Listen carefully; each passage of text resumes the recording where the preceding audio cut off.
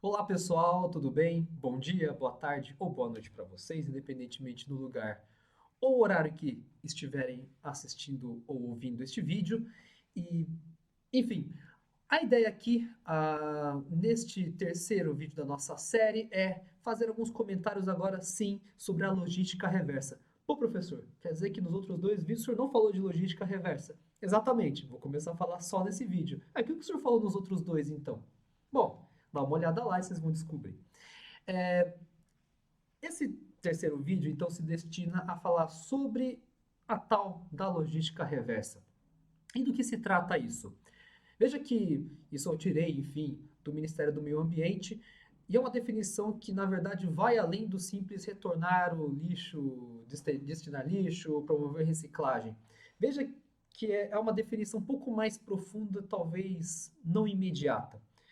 Vocês vão poder ver isso aí no slide, né? Mas a logística reversa é um instrumento de desenvolvimento econômico e social que é composto por um conjunto de ações ou procedimentos ou meios, enfim, para quê? Para, primeiro, viabilizar a coleta e a restituição dos resíduos sólidos ao setor empresarial, coletar e depois restituir esses resíduos ao setor industrial. Então ele fala aqui de devolver para o setor industrial para o seu manejo. E aí ele coloca aqui para quê? Para reaproveitamento, manejar para reaproveitamento no seu ciclo, no ciclo produtivo do setor empresarial, ou em outros ciclos produtivos, não necessariamente do mesmo setor que produziu aquela embalagem, o produto ou serviço e gerou resíduo.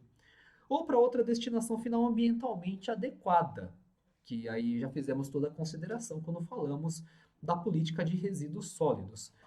Veja, pessoal, quando a gente fala de logística reversa, a gente tem que considerar que existe um outro modelo de logística que é chamada logística direta. E tem muito a ver também com outro conceito, que é o conceito de economia linear.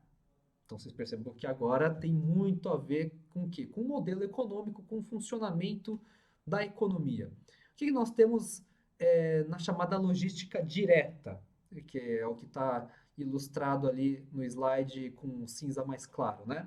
É o que nós conhecemos como, enfim, o procedimento normal de produção, de consumo de bens. Eu tenho matéria-prima, fabrico as partes do meu produto, monto os módulos, monto as partes, até ter o produto, faço a distribuição e disponibilizo para o usuário. E o usuário vai fazer uso e depois de um certo momento que aquele produto não servir mais para mim, eu descarto, enfim, aquilo que sobrou. Então, simples assim, é a logística direta e o que se vê é que todo este modelo é muito bem assim claro, é muito bem definido de como funciona, tá? Então, é muito bem estudado, enfim, se fala muito de, é, enfim, como viabilizar de uma maneira mais eficiente os produtos, supply chain que o pessoal fala, né? Ou seja, tem muita pesquisa, está muito bem desenvolvido isso, né? Mas, entretanto, contudo, o que se tem aí de fato como uma espécie de novidade é o que a gente chama de logística reversa, que é o quê? Possibilitar que após o momento que o usuário fala não quero mais esse produto, eu começo a viabilizar todo um processo, toda uma cadeia de processos para fazer com que esse produto tenha a destinação mais adequada possível do ponto de vista ambiental, e não só ambiental, mas econômico e social, ou seja, sustentável. E aí podemos considerar uma série de processos que vão desde reuso, por exemplo, fazer com que o produto saia de uma pessoa e vá para outra, ou reparo, ou seja, eu faço o reparo nas partes de tal modo que eu consigo é, viabilizar novamente o uso do mesmo produto, só que aí eu posso vender, por exemplo, por um preço mais barato.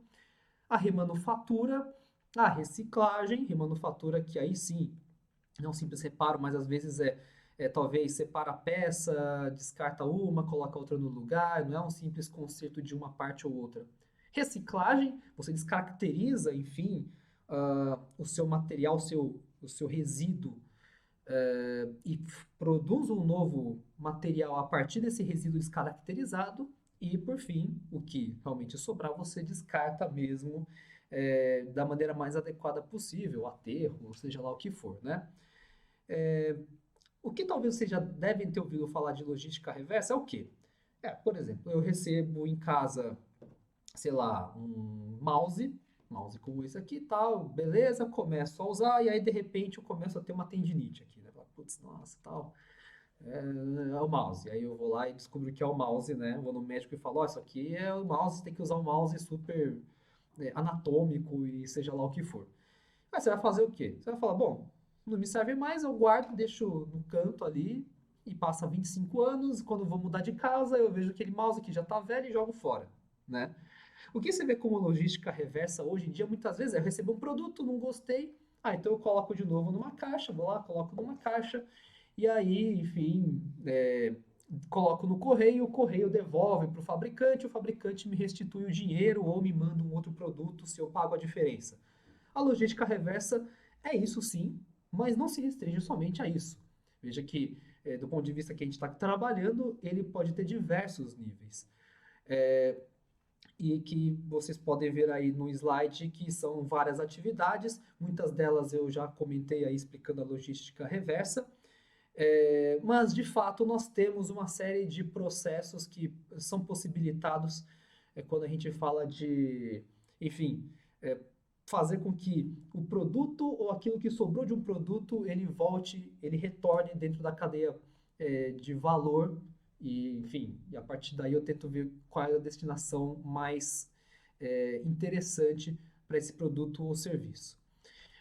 Veja que, enfim, como eu falei, a logística direta está muito focada na economia linear, ela se identifica com a economia linear, mas por outro lado, quando a gente começa a pensar na logística reversa, a gente começa a dar margem ao que a gente chama de economia circular. Ou seja, não só de simplesmente devolve um produto, mas de pensar a economia, pensar no modelo econômico de uma maneira mais circularizada, como o próprio nome já diz, tá? E no slide, quando vocês forem ver aí com mais calma, vocês vão perceber que há alguns princípios bastante interessantes que você pode, desde, por exemplo, focar no material, ou você pode focar, por exemplo, nos processos, ou seja, o material ou o processo. Eu posso aproveitar o ciclo natural da Terra, de circularidade, ou posso, por exemplo, fazer com que eu mesmo, pelos processos tecnológicos, enfim, eu consiga promover circularidade. Vocês percebem, inclusive, que há diferentes níveis de circularidade. Muito bem. Esse é o comentário de logística reversa que eu queria fazer com vocês, tá? Dá para vocês aqui, enfim, esses elementos. Uh, e a ideia é que, enfim, em sala de aula a gente discuta, converse, faça um exercício sobre, enfim, o que é de fato, qual é, assim, colocando mesmo em um processo talvez mais concreto, quão fácil, ou quão viável, ou quão inviável é, muitas vezes, você promover uma logística reversa, por exemplo, ou pensar numa circularidade do seu modelo econômico atual. Isso é o que a gente vai trabalhar em sala de aula, tudo bem? Agradeço, pessoal, a atenção de vocês e aguardo vocês então para o exercício, beleza? Obrigado, nos vemos.